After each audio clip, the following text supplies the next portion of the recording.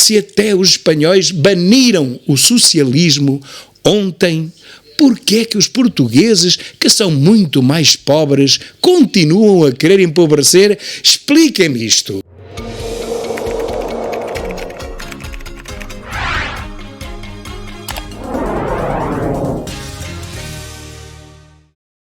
Meus caros, o que se esperava já há alguns meses concretizou-se ontem.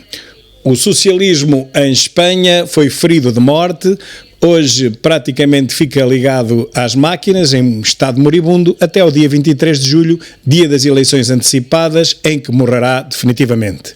A partir do dia 23 de julho, o único país de toda a Europa a que continuará socialista é Portugal. E a partir desse mesmo dia, 23 de julho, o dia da morte do socialismo praticamente em toda a Europa, Portugal continuará a ser realmente o único país a empenhar a bandeira podre, gasta, sem sentido, da esquerda em toda a Europa civilizada. O único país em toda a Europa que impunha uma bandeira de esquerda para o resto da Europa, até o nosso socialismo com este globalismo, esta identidade de género, toda esta confusão das alterações bimbáticas obrigatórias, nós somos realmente considerados como um país praticamente comunista, em que a esquerda, a extrema esquerda comunista, ainda consegue fazer aprovar leis da extrema esquerda doidice, globalista, neste país que infelizmente há muitas décadas que não é bafejado pela sorte. Mas isto, meus caros, a lei de Murphy explica bem. Num sistema complicado, se não forem verificadas todas as ligações, todas as variáveis, o que puder correr mal, correrá mal. E em Portugal ninguém verifica nada há décadas. Portanto, de uma a uma, todas as organizações, todas as instituições começaram a quebrar. E neste momento, neste último país socialista de toda a Europa, não há nada que funcione minimamente. Eu já não digo satisfatoriamente, eu digo minimamente. Da saúde, ao ensino, à justiça e à segurança, isto só ainda se vai aguentando por causa do esforço sobre-humano dos funcionários, dos trabalhadores, porque se os trabalhadores estivessem a mesma categoria dos decisores, há muito que este país tinha colapsado nas suas várias vertentes, a começar pela saúde. No meio de toda esta desgraça, para Portugal, claro, alguém vai sair por cima. É esse alguém que desde sempre teve uma mão a protegê-lo, uma mão escondida a protegê-lo. É António Costa, o único português que se vai dar bem, como se deu bem também António Guterres, no tempo do pântano em que abandonou Portugal, por Portugal ser um pântano e foi tratado a sua vidinha para a ONU. Depois foi Durão Barroso, abandonou o país que estava de tanga e foi tratar da sua vidinha para o Parlamento Europeu. E agora será António Costa que deixa um país no pântano e de tanga e vai tratar da sua vidinha para o Conselho da Europa. Entretanto, os mesmos 10 milhões e meio de portugueses cá ficamos neste pântano e de tanga a tentar sobreviver e a lutar pela vida no país que mais empobrece ao ritmo avassalador, ano após ano, e por isso mesmo ultrapassado pelos países que há pouco tempo eram os mais pobrezinhos da Europa.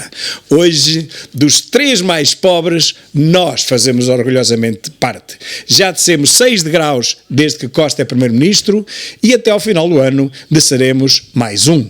E, portanto, mais um aninho e, se não houver eleições antecipadas e se tudo continuar neste socialismo corrupto, nós seremos mesmo o último país da Europa, sendo ultrapassados, enfim, por outros países que nem sequer se podem chamar países, são autênticas offshores com território, como é o caso do Chipre, que é o único país, se é que aquilo se pode chamar país, que tem a banca a pagar menos do que nós e a cobrar mais juros ainda do que nós e mais impostos. É o único. Mas aquilo, repito, aquilo não é um país, aquilo é tudo menos um país, aquilo é um offshore qualquer com um território anexo. Mais nada.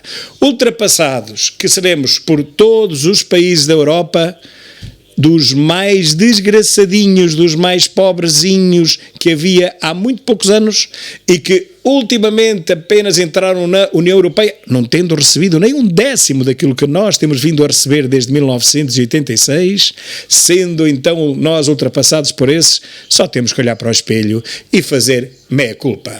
A culpa já nem é de Costa, ouçam, já nem é de Sócrates, a culpa é apenas nossa, do povo português, que continua a ignorar a vergonha e a miséria para que é empurrado, continua a ver morrer os filhos nos hospitais sem socorro, continua a ver os filhos a passar mal, sem emprego e mesmo tendo emprego, a trabalhar, continuam a passar mal, porque o ordenado hoje em dia não é suficiente para uma pessoa se manter minimamente, nem na província, quanto mais nas grandes cidades. O povo vê tudo isto e o que faz? Nada. Fica à espera que algum milagre de Fátima volte a acontecer e venha resolver o seu problema. Não. O problema de Portugal tem que ser resolvido pelos portugueses. Em eleições antecipadas, porque ninguém aguenta mais 2 anos a este ritmo. Ninguém aguenta mais 2 anos a este ritmo. Metade dos portugueses não terão o que comer dentro em breve, porque o próprio governo já não terá dinheiro na segurança social, nem que o tire a outras valências, na bazuca, por exemplo, não haverá dinheiro suficiente para continuar a pagar pensões, subsídios e reformas às pessoas que as merecem, porque trabalharam uma vida inteira para as receber. O país está mais do que falido. Costa não diz isto, diz o contrário, os números são animadores, mas a verdade é que o povo sente o contrário na pele. Não há hipótese nenhuma desta situação se manter, meus caros. Portanto, das duas, três. Ou o Presidente da República convoca eleições antecipadas para acabar com este socialismo desgraçado, como acabou de fazer hoje Pedro Sánchez em Espanha, ou terá que ser o povo a ter uma palavra e a obrigá-lo a fazer aquilo que é a sua obrigação. Um país podre não pode continuar podre mais tempo. Chega de podridão, chega de corrupção e, acima de tudo, chega do socialismo, que é o chapéu de chuva protetor da estupidez, da incompetência que traz consigo, obviamente, a corrupção e o empobrecimento. Chega de socialismo. Se já nem os espanhóis, que são muito mais ricos do que nós e evoluídos até, querem mais socialismo nenhum nas suas vidas, se até os espanhóis baniram o socialismo ontem, por que é que os portugueses, que são muito mais pobres, continuam a querer empobrecer? Expliquem-me isto. Expliquem-me como é que os portugueses querem continuar a ser pobres e cada vez mais pobres.